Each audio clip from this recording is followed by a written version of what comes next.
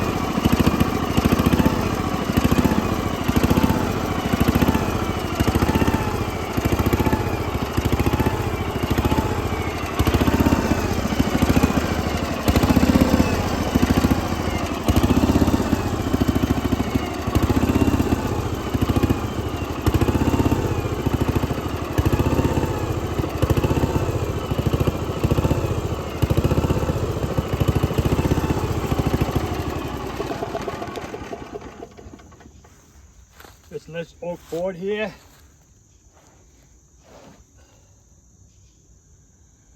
A little wavy because of the knot, but it's good. It's been sitting around for a while. So that's an oak board here, and I'm going to use some of this for, I'm going to plane it afterwards, use it for your cutting boards. Thanks for watching the video, and hit that notification bell, and please subscribe to the channel. Have a great day.